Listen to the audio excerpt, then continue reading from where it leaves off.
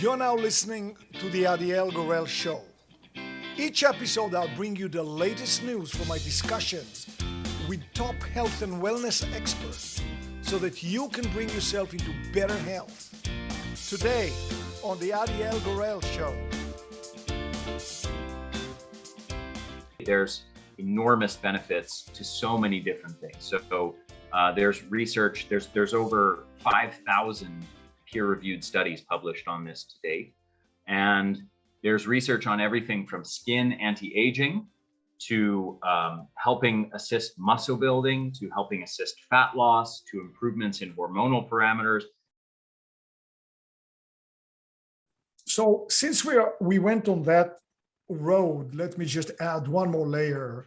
So when people go to a spa or to a gym, usually they will have a sauna, and it's usually a traditional one, just like the almost heaven, and then they also have a steam room, right?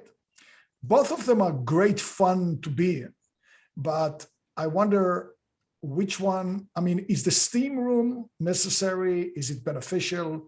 What do you think about that?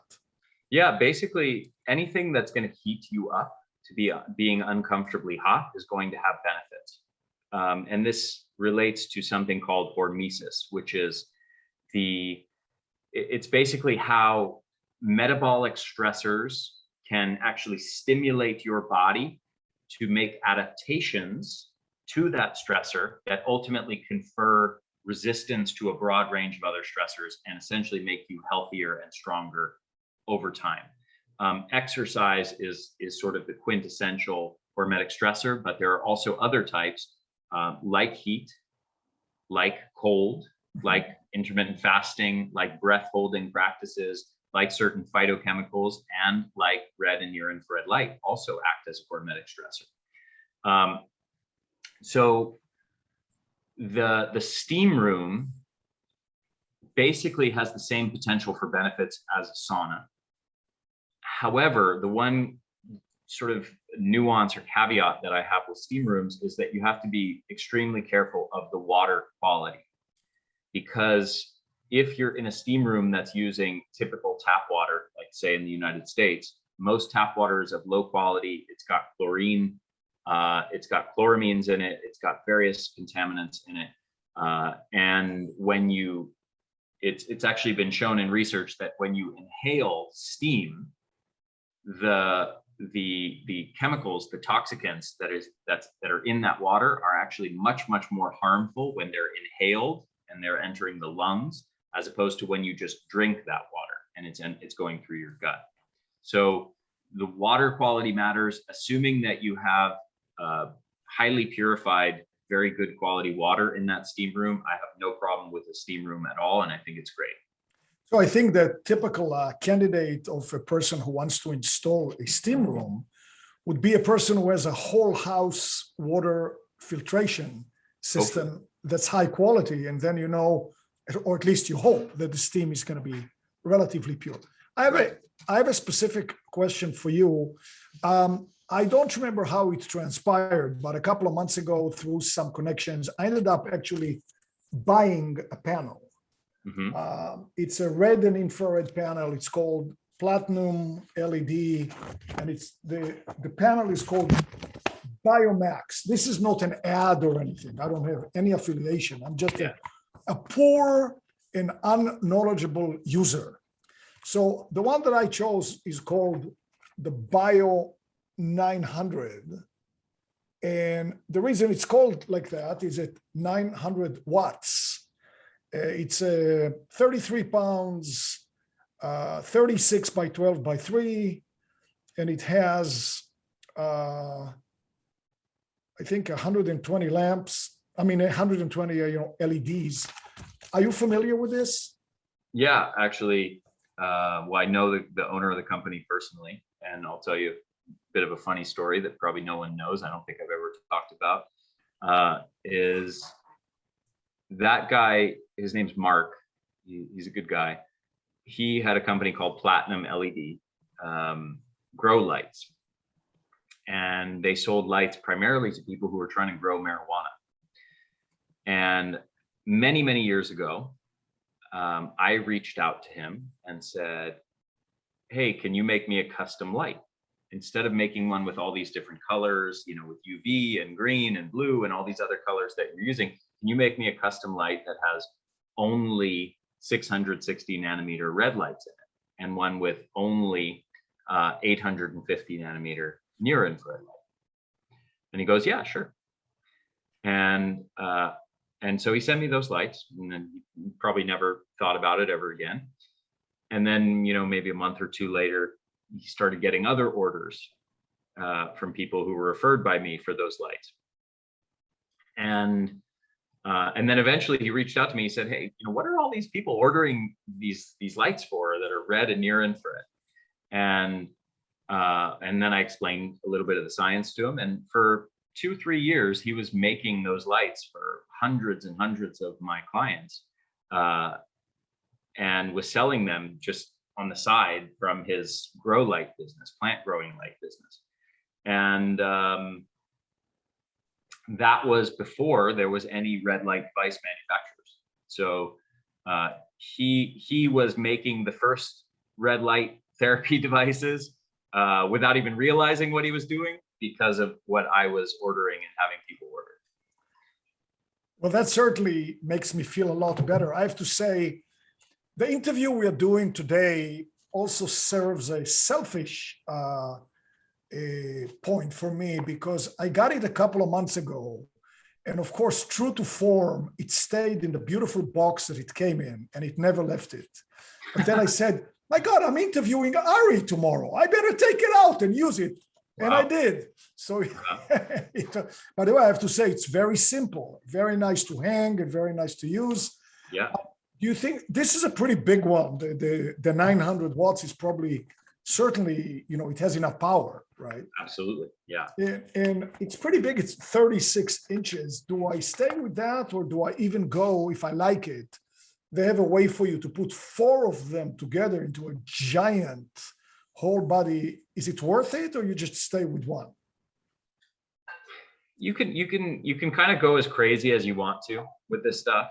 I would say a single 900 watt light is plenty sufficient for almost everyone.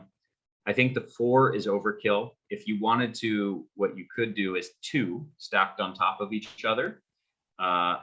And you can have head to toe all at the same time. So you can do one side and then switch to the other side.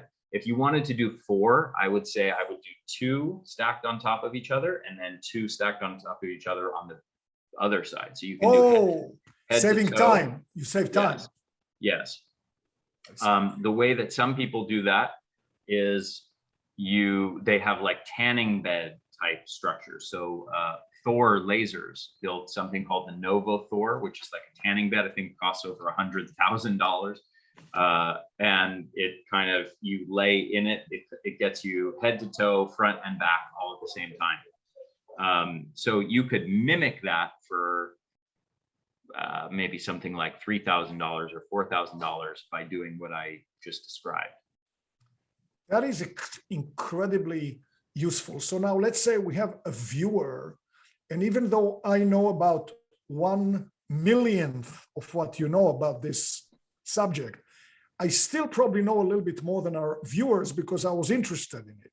So for somebody brand new that's listening and says, you know what, I'd like to explore red light therapy, near infrared, I would say, first read, Ari's book. I mean, because that's an incredible reference. But what would be a first step that they should do? Get a smaller, strong enough, with enough power, but get a smaller panel for a couple of $100 and work with it. Is that the first step? Yeah. Well, there's something I've been wanting to say since the beginning of this interview that I probably should have made a point of mentioning much earlier on, and maybe it's obvious to people who are listening to this. I don't know how sophisticated your audience is in terms of their knowledge of this subject, but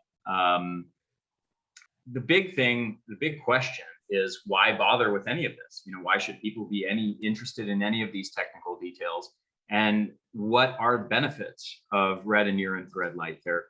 And really, there's enormous benefits to so many different things. So there's research, there's over 5,000 peer-reviewed studies published on this to date. And there's research on everything from skin anti-aging to helping assist muscle building, to helping assist fat loss, to improvements in hormonal parameters, like, for example, insulin sensitivity, to improving thyroid health in people with autoimmune Hashimoto's hypothyroidism, to decreasing pain, to combating hair loss, to decreasing inflammation, to improving joint health, to improving wound healing, to improving brain function in neurodegenerative disorders and mood in the context of depression and anxiety, increasing energy levels, and many, many other benefits. Again, over 5,000 studies. So this is just an amazing technology that is very simple to use. You can do it in 5, 10, 15 minutes a day, and it can give you enormous benefits. Now, what kind of thing someone might want to use it for differs. So, for example, I really love to use it pairing it with exercise. And there's really impressive research around that showing that it can be used, for example, before exercise to improve exercise performance. And it can also be used after exercise to do several things, to speed up the rate of recovery, to amplify the benefits of that exercise, to increase gains in muscle gains and muscle hypertrophy, endurance, to amplify fat loss, and to further improve insulin sensitivity. So there's studies where they've taken people, put them on an exercise regimen only, or the same exercise regimen plus red or near infrared light therapy. And they show in many cases double or close to double the benefits of those different things that I just mentioned by adding in the red light therapy paired with the exercise. So that's a wonderful way to use it. But some people might have, wounds or injuries that they might have to heal. They might be post-surgery, or they might, be an athlete and they sprain ankles and things like that. There's research showing that using it in the context of college athletes who sprain an ankle, it speeds up the rate of healing of that injury by about 200%. So they get back on the field playing again in a week instead of 2 weeks. There's many, many other contexts that someone might want to use this for pain relief or joint health or things like that. But it's just an amazing technology. And so that's the thing I wish I said maybe in the first 5 or 10 minutes of the show, to let people know why they should use this and be interested in all these different specifics. As far as the practical things, it's really very simple. You get one of the lights and you sit in front of it, or lay next to it, or lay under it, or stand up next to it, however you have it positioned. You can hang it on the wall, you can hang it from the ceiling, you can just lay it on the ground next to you. And you just position whatever part of your body in front of it that you want to treat. So for example, if you just did a back workout in the gym or a leg workout, you'd put those muscles that you just exercised in front of it for 10 or 15 minutes after your workout. And that's going to amplify the benefits of that training session. So it's very simple to use. It's very straightforward. The biggest thing that you have to be aware of is that there are a lot of garbage lights on the market, a lot of companies selling crappy stuff that's way underpowered. And there are also a lot of companies that are lying about their power output of their light. So it's extremely important to go with a reputable company and to get, basically the gist of it is you want to get the biggest, most powerful light that you can for whatever your budget allows. Some people have no budget. They might want to spend $5,000 on it. Other people might only have, $300, $400, $500 to spend. So get the biggest, strongest light that you can for that money. If you have less than about, $350, $400 to spend, it's very difficult to get anything of quality below that. I would not recommend the really small lights because they're just going to be too small to treat a significant area of your body. That's one of the big benefits of the bigger and more powerful lights, is they can treat a much larger area of your body at once.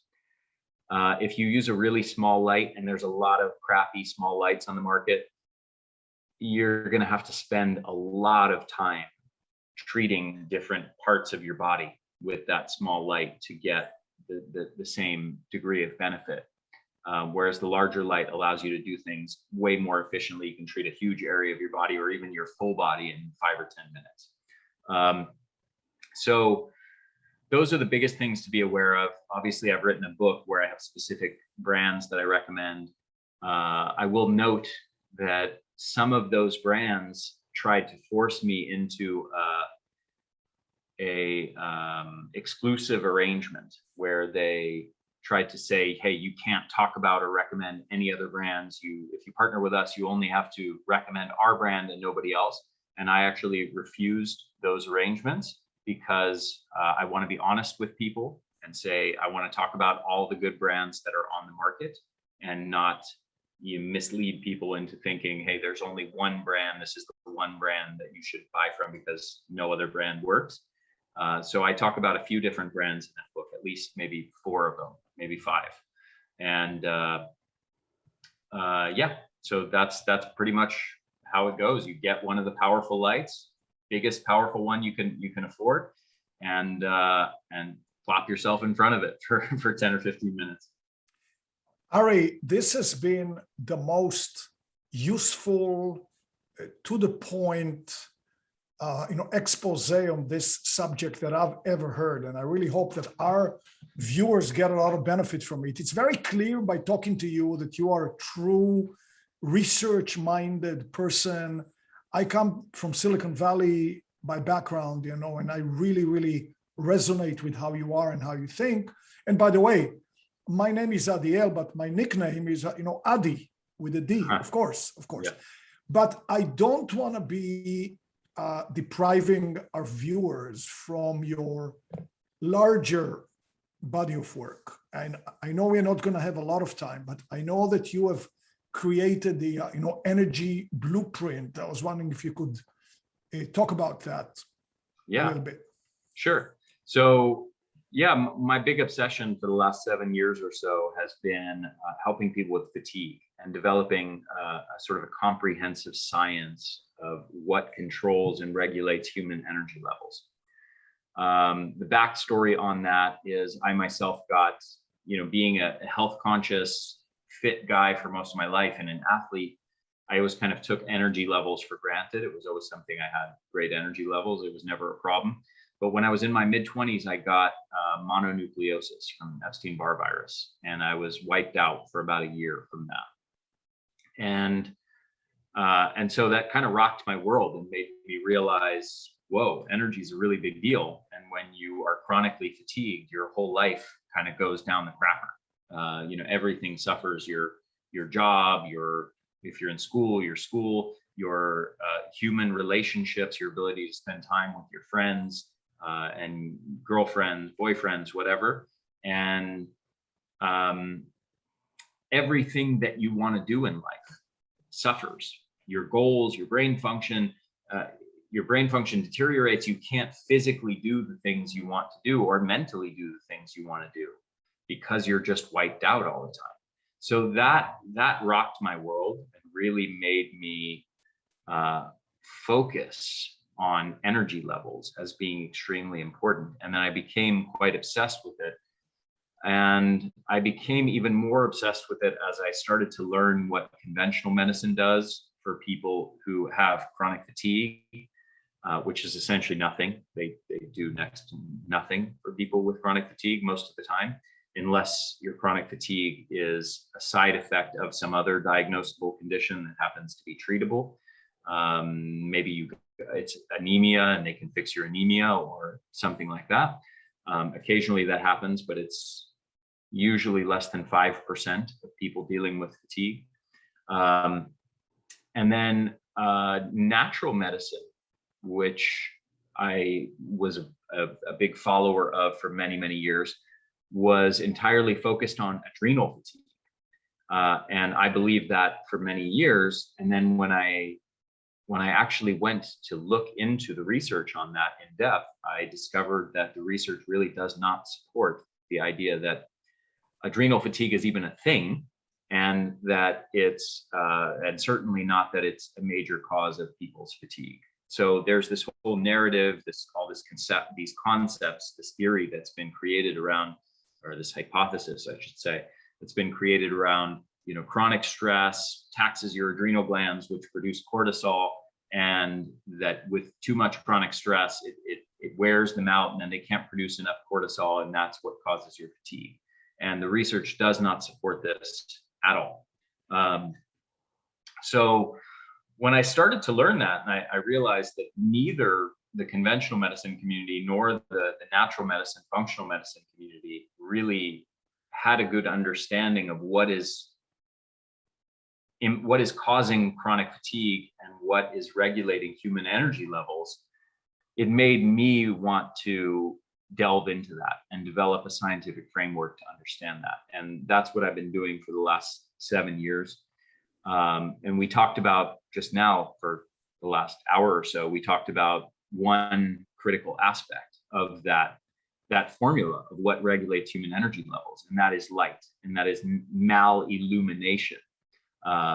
Is a big cause of fatigue for multiple different reasons. I mentioned, I mentioned UV light, I mentioned the blue light and circadian rhythm, which has a huge impact on fatigue. I would say disrupted circadian rhythm is probably the #1 most common cause of fatigue. And then maybe #2 is nutrition. And red and near infrared light therapy also is a big part of that malillumination picture, obviously, as we've been talking about. Hormetic stress, which is probably my favorite subject, is another huge aspect of what regulates our energy levels. We could talk in depth about that for a long time if you want to. And then obviously nutrition is a very big cause of that. So, what's interesting about the conventional medical treatment of people with chronic fatigue, several years ago, they published evidence-based guidelines for how doctors should treat fatigue. Nutrition wasn't even mentioned at all. Wow. Okay, so this is how absurd things have gotten, is that they don't even understand that there's. I mean, if they have a patient come into their office who's complaining of being chronically fatigued, they'll do a blood test on you 95% of the time, and that's an actual statistic that's measured, that was talked about in those evidence-based guidelines. 95% of the time, the blood test doesn't even come back with any significant abnormalities that could explain the fatigue. But those doctors won't even check if someone is eating, Krispy Kreme and McDonald's all day, or if they're eating good food. Nor do they even have any education in nutrition, which they could advise from. But it's not even in their paradigm to make a link between how a person eats and their energy levels.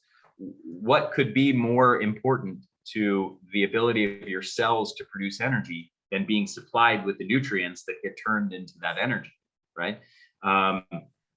So that's a huge aspect. There are many extremely common nutrient deficiencies, for example, that in various vitamins and minerals that have a huge impact on energy levels, and that are rampant. Over 6 or 7 out of 10 Americans are deficient in many of those vitamins and minerals that are critical for energy production.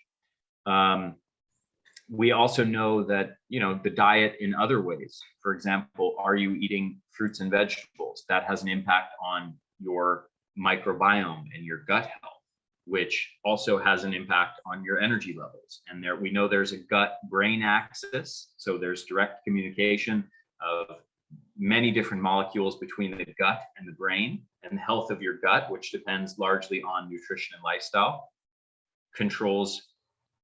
it has a huge impact on brain health and neurotransmitter levels and energy levels. We also know there's a gut mitochondria axis. So we know our gut health hugely relates to our mitochondrial function, and so on. So gut health is extremely important. Nutrition is extremely important. Circadian rhythm and sleep are extremely important. Light is extremely important, and hormetic stress is extremely important. We also know that brain health more broadly and psychological stress is another huge cause of fatigue. So how do we take control of our brain function so that and our nervous system function so that we're not in a chronic stress mode that is chronically taxing our energy and weakening our brain function. So these are some of the aspects of the energy blueprint formula, kind of the 30,000 foot overview. Okay, so I mean, this is really, really fascinating. And before I ask you the next question, which is about how can people get access to all of this vast information, I have a couple of very specific things. The hormetic stress of cold and heat. Many people in Finland, Norway, Sweden combine them. You know, they go in a sauna, they roll in the snow. They go in the sauna, they roll in the snow. Would it be beneficial or more beneficial to go in a sauna and take a cold shower and go back, you know, like that? Would it make sense? More beneficial than not alternate, like than just one of them. Than just one. Yeah. Yeah. It's a question that no one really has the answer to. I know that there are some people studying it right now. The very short version, I mean, on one hand, there is some sort of intuitive logic that we might arrive at saying, well, they're opposite forces. And so they would sort of maybe negate each other, you know, and that might be one line of logic that someone could look at that through. I don't think that's accurate because, in fact, even though they are technically sort of opposites in that way, one's hot, one's cold, in terms of the physiological mechanisms, there's actually quite a lot of overlap in terms of some of the underlying mechanisms of how they are stressing the cells and stimulating adaptations. In addition, doing the sauna to the point where you're uncomfortable and have to get out, and then going to cool yourself off, and then getting back in the sauna just prolongs the time that you can do the sauna. And so from that perspective, by prolonging the dose, the amount of overall sauna that you did, even if you just disregarded the cold, like the cold has no benefits by itself, and you just said all it's doing is allowing you to be in the sauna for a longer period of time, that in itself would be beneficial. But I do think there's actually probably some good synergistic benefits of doing them together, and they probably do amplify each other, and I do think it's a good idea. And it probably also has, you know, the sum is greater than the parts by themselves. I do think there's probably a unique stress of being hot and then rapidly forcing your body to adapt to cold and then going back in hot. And it's probably, there might be some unique hormetic aspect of that, but there's also probably just a blood flow aspect of it. You're flushing blood through out to the surface of your body when you're in the heat. And then when you're in the cold, it all goes away from the surface to the core of your body. So you're creating the stimulus that is spreading the blood out and flushing blood and nutrients and oxygen through the tissues and bringing waste products away from certain tissues. And that in itself might be, you know, maybe something like the equivalent of a car wash. It's probably a bad analogy, but you know, it's kind of flushing things out and in and out. So you mentioned before when we just started, when we talked about malillumination, you talked about the bad kind of lights, the neon lights, the flickering, and you talk about some of them can cause cataracts. Then we talked about eyes facing the panels, the near infrared and the red. And we said, yeah, should we close our eyes? So, but it seems like actually the lights themselves can help with cataracts. Is that true? It depends which lights. Red and near infrared. Maybe. Yeah. I don't know if there's any research on that, but it is possible.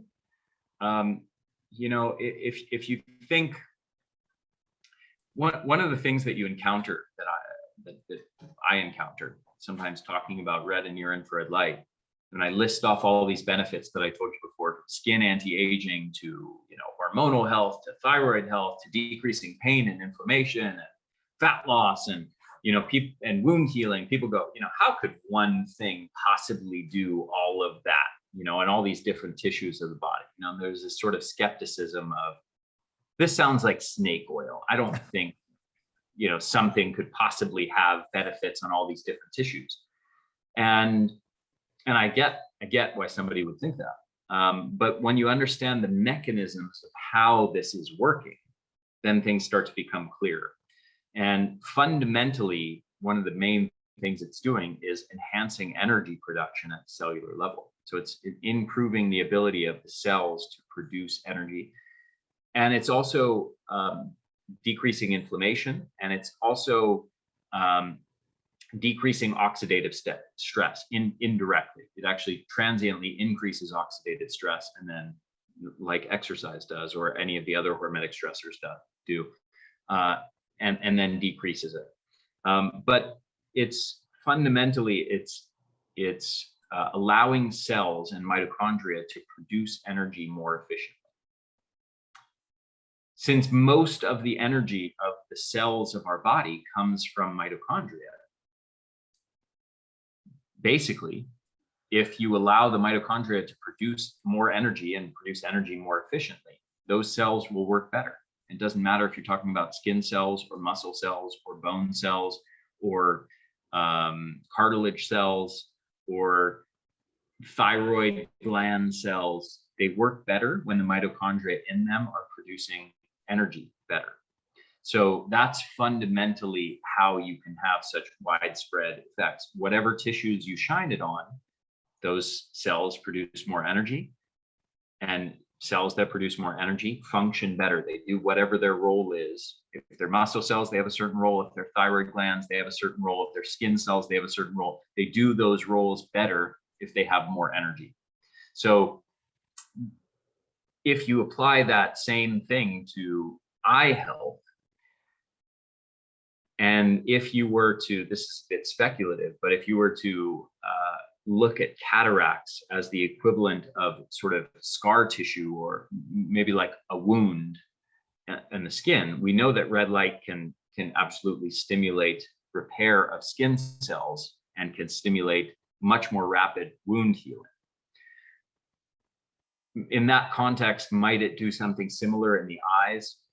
Maybe. Again, speculative, because to what extent are cataracts sort of really analogous to a wound in that way? Maybe they're more like scar tissue, and they're not really receptive to that kind of regeneration and rejuvenation, and they're just there and they don't do anything. I don't know. But I do think it's a reasonable thought. So when you talked about the circadian rhythm as part of the spectrum, no pun intended, of energy work that we need to, would it imply that people need to go to bed with the sundown, or at an earlier time than we normally go to because of the lights we have in our home, and wake up earlier when the sun is up?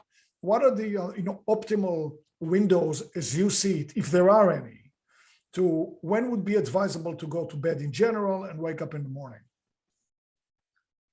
So there's quite a bit of research into something called chronotypes, which is essentially, it's a bit of an oversimplification, but whether you're more of a morning person or a night person, a lark or a night owl. And there's a lot of research basically looking at, maybe people might be more morning people might be more night people, and what does that mean? And what are the different hormonal differences between them? And there are very significant hormonal differences, as well as differences in disease outcomes, for example. So night owls are much more likely to be insulin resistant, to gain weight, to be type 2 diabetics, among many other negative health outcomes. There's also massive differences in the context of cortisol levels. So if you're to measure morning cortisol levels, which often get people diagnosed as having adrenal fatigue. If you were to measure them like people who are morning people versus night owls, the night owls will often have half or less than half of the levels of morning cortisol. So there are very widespread implications there. There's also, because we live in a society where we're often expected to be at work by, let's say, 8 a.m. or something like that, night owls are much more likely to be chronically sleep deprived and chronically not getting enough sleep. But otherwise, I'm kind of mentioning a lot of negative things. I would say a lot of people generally think of these chronotypes as being equivalent and meaningless. And they say, oh, maybe you're a morning person, maybe you're a night person, doesn't really matter. It's just we're all different and unique. And a lot of the research is kind of done from that paradigm. And I personally think a lot of the thinking around chronotypes is highly flawed because it does not thoroughly consider it. It assumes too much, and most people in the general public assume too much that characteristics of whether you're more of a morning person or a night person is largely a function of something unique and intrinsic to you, like your genetics, you're just wired that way. A lot of people think that. So you have a ton of people, I would guess it's the vast majority of people who are night owls who swear. They'll say things like, I've always been this way. This is just how I'm wired. I'm a night owl. That's just when I function best. I like to be awake at night. That's just me. I've always been this way. What's interesting is one of my favorite studies that has ever been done, and it's partly my favorite study because it's so primitive in the study design. They basically just took a bunch of night owls and they sent them on a camping trip. They said basically go out into the wilderness, no man-made artificial light sources. You sit by a fire, you have firelight, you have sunlight, you have moonlight and starlight. Those are. So when the sun goes down, then all you've got is moonlight, starlight, and firelight. And what was interesting is that all these night owls who were normally going to bed at 1 a.m., 2 a.m., 3 a.m., within less than 1 week, they all shifted to a morning person rhythm. And they started going to bed at 9:30 or 10 p.m. and waking up at 6 a.m. with no alarm clock, nothing telling them when to go to bed or when to wake up. That is just what they shifted into by actually being out in nature and being aligned, being removed from all the man-made artificial light sources and getting in tune with the Earth's natural light sources. So to me, that study tells you most of what you need to know on that subject. Now, is it true that there still are genetically more morning people or night people? Yes, absolutely. But the range of variance is probably way smaller than most people realize, especially most night owls. And maybe it's something like, hey, some people are wired to go to bed at 9 p.m. and some people are wired to go to bed at 11:30. Not some people are wired to go to bed at 9 p.m. and some people are wired to go to bed at 3 a.m. Right? So, Ari, for people viewing the show, what's the first step that they can get to be in your universe? I assume there is a central website. Mm-hmm. Can you share? Yeah, the website is theenergyblueprint.com. And you can opt in there. I've got some free ebooks that I give away that'll pop up on the page. So you can opt in for that. And I've got they're really high value ebooks. I've also got 4 different supplements that are custom formulations that are absolutely ultra premium supplements, best in category. I've got a mitochondrial formula called Energenesis that I highly recommend to everybody that is struggling with their energy levels. So would assume that given the level of research and all that you do, that to expect somebody to be able to be working with you on a one-on-one basis is probably not realistic.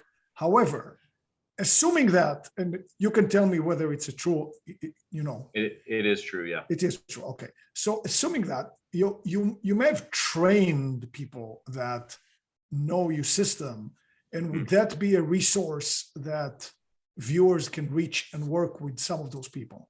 Yes, absolutely. And I have 2 coaches that work under me. They're highly trained. They've been working with me for years, and they do that one-on-one work. And we can find the way to get in touch with them on your website? Yeah, so you can go to the website. You can just fill out the contact form. You can also send me an email personally, ari@theenergyblueprint.com. It's Ari at theenergyblueprint.com. And my customer support team monitors that, and they will get you in touch with the coaches if you're interested in that. That is very, very useful. That is very good. I know that you just recently actually ran a several-day event with a lot of experts, and right? So you probably will do that again. So I hope that our people get access to that. I have a tiny little question for you. Those mats that generate magnetic radiations on an on and off basis? It has a name, but it escapes me right now. It's called pulsed electromagnetic fields, PEMF. Right. What do you, again, this could be a giant question, but in a couple of words, what do you think about those? I happen to have probably the best book on the subject right next to me at this moment. It's by Dr. William Pollack. It's called Power Tools for Health. So if you're interested in learning more about that, I would recommend William Pollack as probably the best source. And I will also warn you that there's a lot of nonsense in that field and a lot of people who are kind of spouting off pseudoscience. But Dr. Pollack is excellent. I'm actually going to be interviewing him on my podcast in a few days from now. That's why I'm reading through his book for a second time now, kind of prepping, making sure I know all the research and I'm asking good questions. I did a couple of years ago, I looked into it extremely extensively. It's hard to give an overarching take on it because there's so many different devices of varying qualities